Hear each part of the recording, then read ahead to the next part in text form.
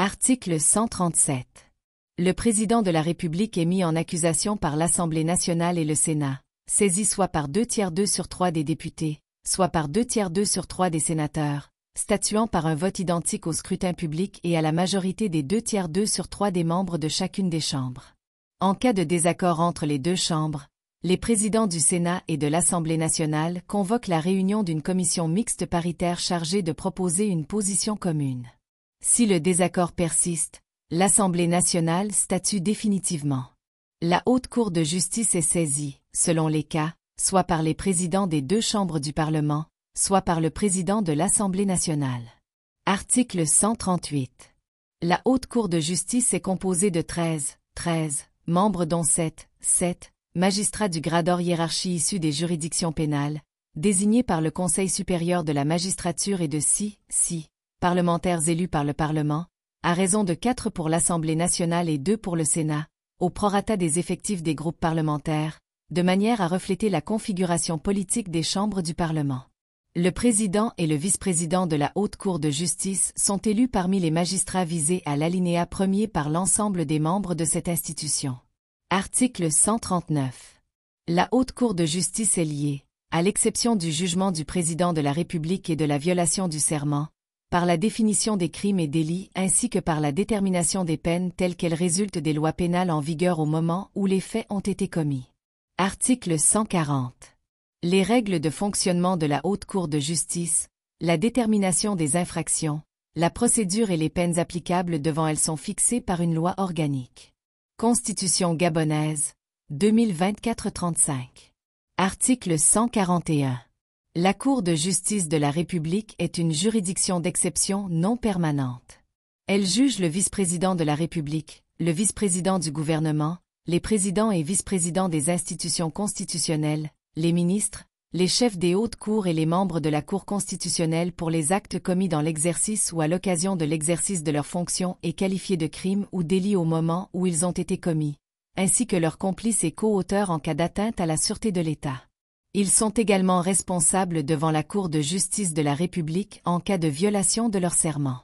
À la cessation de leurs fonctions, les personnalités citées au deuxième alinéa ci-dessus perdent le privilège de juridiction de la Cour de justice de la République et répondent des actes commis dans l'exercice de leurs fonctions ou à l'occasion de celles-ci devant les juridictions de droit commun. Toutefois, si la cessation de fonction intervient alors qu'une procédure impliquant l'une des personnalités citées ci-dessus est déjà ouverte devant la Cour de justice de la République, celle-ci reste saisie jusqu'à ce qu'il soit statué définitivement sur l'affaire. Article 142. La Cour de justice de la République comprend 13 juges, dont 7 magistrats du grade hors hiérarchie issus des juridictions pénales, désignés par le Conseil supérieur de la magistrature, et 6 membres élus par le Parlement, à raison de 3 par l'Assemblée nationale et 3 par le Sénat, au prorata des effectifs des groupes parlementaires.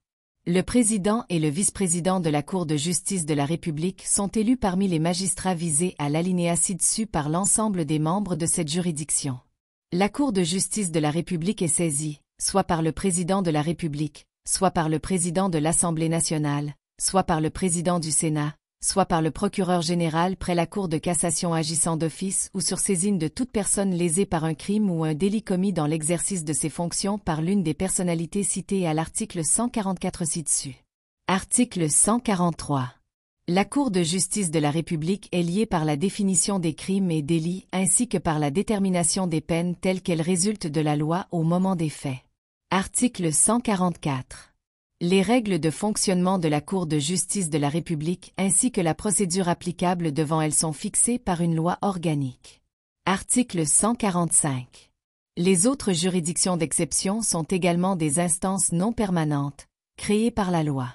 Constitution gabonaise, 2024-36 titre 7, du Conseil économique, social, environnemental et culturel.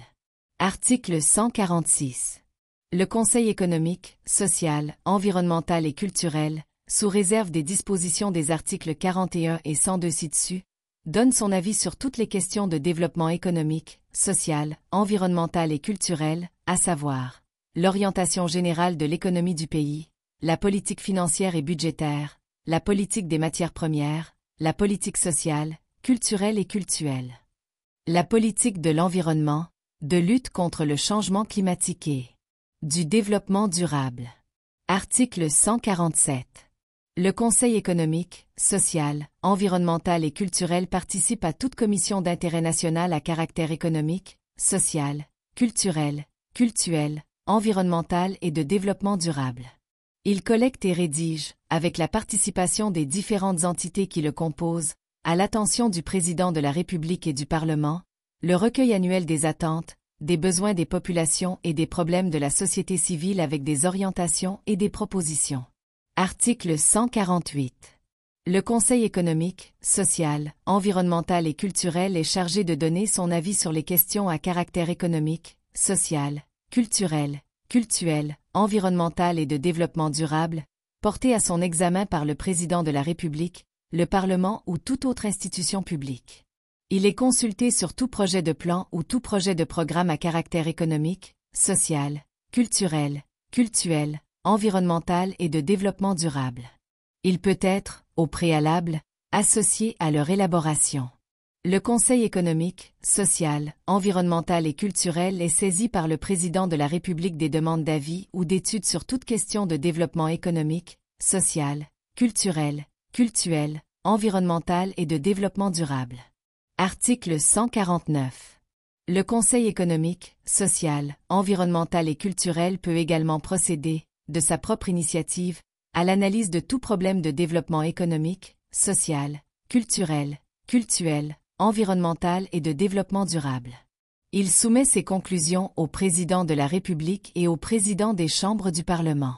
Le Président de la République et le Parlement, quand ils sont saisis, donnent suite aux avis et rapports formulés par le Conseil économique, social, environnemental et culturel, dans un délai maximum de 3 mois pour le Président de la République et avant la fin de la session en cours pour le Parlement.